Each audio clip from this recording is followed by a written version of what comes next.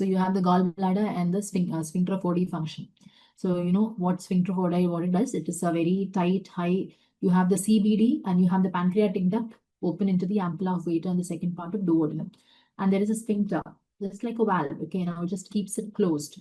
It maintains a very high pressure so that the duodenal contents don't go back. And the gallbladder also, it is storing bile. Nothing should come down. So it prevents the traffic from above to below and below to above as well. So it controls the gallbladder filling by maintaining a tonic contraction, and it prevents the reflux of duodenal contents back. So this is your sphincter of Oddi. So gallbladder contraction is mainly by which one? It's by CCK. Okay, so it's controlled by CCK. Effective CCK is what? Strong gallbladder contraction. What is the stimulus for CCK? Cholecystokinin is released, secretin cholecystokinin from the small intestine, right? So small intestine, if you have acidic kind which comes, what you need to give? You need to give basic. So secretin. Secretin stimulates the bicarbonate secretion. Whereas if you have fats or proteins which comes, digestion is more important. So CCK comes. CCK, it enables a gallbladder contraction and it forces the bile into the CBD. So what happens when it comes from the CBD? The sphincter relaxes, and from the through the SOD, the bile enters into the duodenum and facilitates digestion. Similarly, pancreatic juice also. CCK increases the gallbladder contraction as well as pancreas also to secrete the pancreatic enzymes. Whereas secretin, what does it do? Bicarbonate rich. Okay, it's a fluid secretion.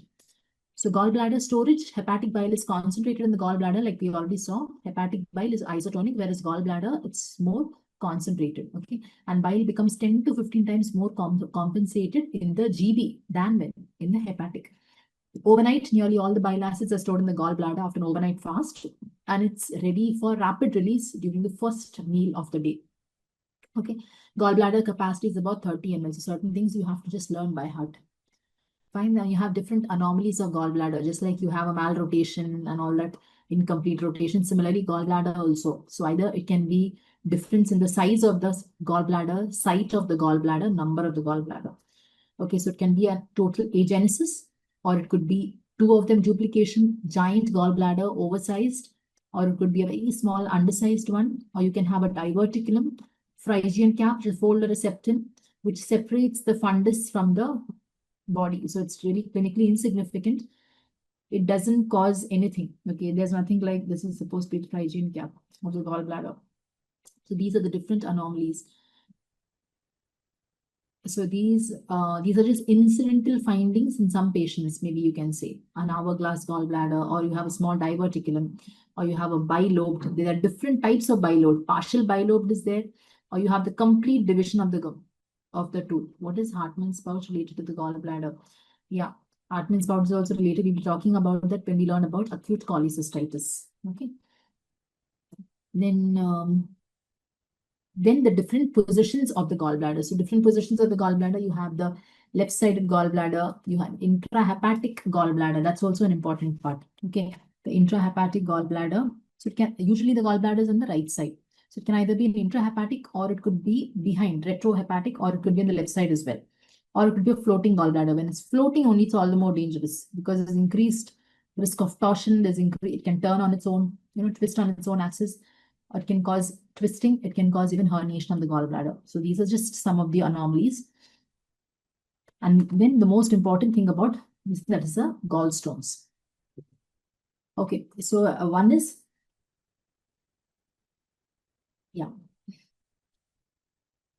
highly prevalent, especially in the Western countries. So one thing what you might have seen in our country is that gallstones, though they are increasingly present, the treatment, their response to UDCA, what you usually give to gallbladder is very restricted. Why? Because gallstones, even if it is increasingly present in it's usually the cholesterol gallstones which respond to UDCA, not the pigment gallstones. So you have basically two types of gallstones. You have the cholesterol gallstones and you have the pigment gallstones. So pigment, you have the brown pigment and you have the black pigment also.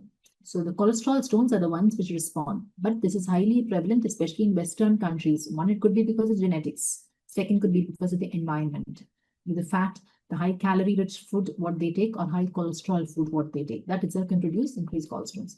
It's more common, you know, fatty, fertile women of 40, same thing. Increasing in women above 50 years. Highest prevalence in North Americans, then Hispanics, non-Hispanic whites, and least in the Black Americans, just like your fatty liver also. Okay. So cholesterol stones, more than 90% of the Western population. In India, it's mostly in North India that you have more of cholesterol stones. In South India, maybe because of the food, because of the diet, it's more of pigment stones, and often they do not respond well to UDCA. Okay, but Northern India, they somehow seem to be having a more of a cholesterol rich diet. There is a certain anomalies which are present in certain, you know, in our demography variants as well. For example, if you have the Indo-Gangetic belt, there is increased risk of adenomyosis of the gallbladder.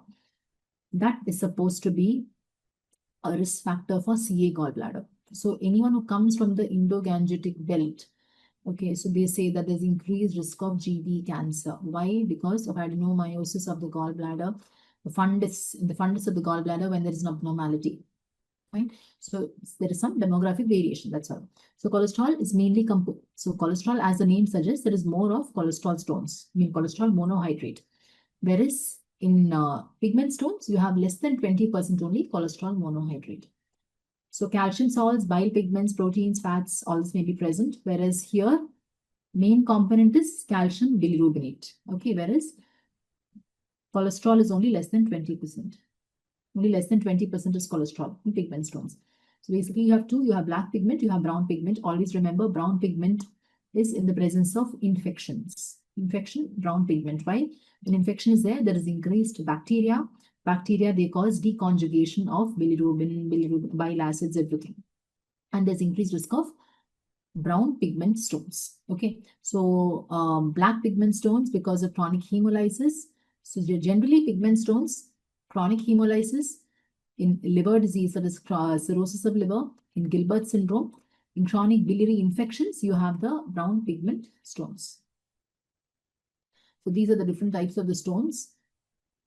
So cholesterol is more of the brown, whereas if its pigment is black and somewhere white is a mixture of both of them. So G6PD deficiency, yeah, that's what chronic hemolytic states.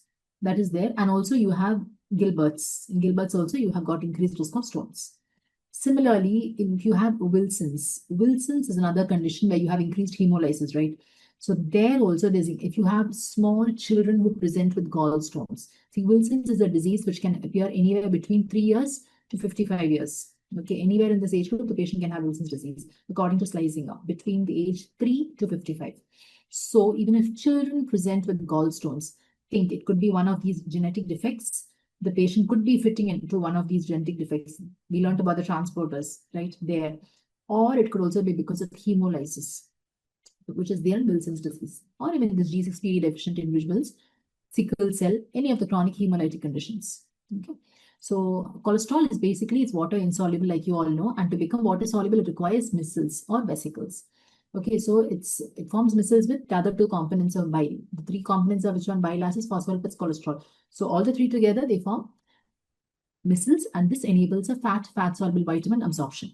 So steps in gallstone formation is, there are few things. One is if there's an imbalance between the three. We already learned that when cholesterol is high, bile acids, phospholipids are low, there's increased risk of gallstone formation.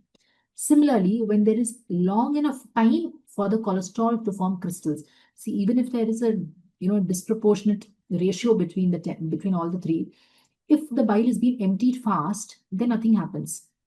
When there is a very long time that the bile is staying, then what happens? The cholesterol stones which are formed, they get super saturated, they crystallize and they form stones. Okay, so that is one thing. And when there's defective gallbladder motility, so any of these factors, the patient could be having them genetics. Okay, or there could be increased risk of the nucleation of the cholesterol, they say. Okay, so it's called as a nucleation of cholesterol. Nucleation of cholesterol is you have nucleating factors and you have anti-nucleating factors. So if you have more of nucleating factors, what happens? There'll be increased cholesterol crystals. And whatever is being produced also, if there is a deficient mobility of the gallbladder, GB hypermotility, that will also promote cholesterol-rich growth. So all these three steps. So what are the things at each of these steps? One is cholesterol supersaturation. First thing, what we learned, bile acid low, phospholipids low, and increased cholesterol. So increased cholesterol because of the G5, G8. A decreased bile acid, again, because of phospholipid export. And the bile acid is reduced. Why? Because cholesterol to bile acid synthesis is also reduced. So there also you have got cholesterol supersaturation. Second step, nucleation. So if you have more of nucleating than anti-nucleating factors, we'll be coming to that, which are the anti-nucleating factors. There you will have. Third, when the gallbladder is not moving efficiently. Gallbladder not moving efficiently, risk factors are fasting, total parenteral nutrition. That means the patient is not really eating anything. So when you're not eating, what happens? The gallbladder just keeps storing. That's what we learned. Overnight, gallbladder keeps storing all the bile, and after the first meal of the day, it contracts, right? So if you're fasting so much, it just keeps on, it doesn't move at all. GB stasis happens, yes. There are drugs which also produce GB stasis, right? We have this will be coming to, and clofebrates. It's the clofebrates increase risk. Ceftriaxone increases the risk. But of course, clofebrate is what we take on a longer duration. Ceftriaxone you give only for 5 to 7 days and you stop, right? But these are some of the drugs which also increase gallstone formation. Plus obesity, pregnancy. Pregnancy, why is it so? Because you have progesterone hormone. That also has got an impending effect on the gallbladder contraction. So there also you can have increased risk of, that's why pregnant women, they're very prone to gallstones.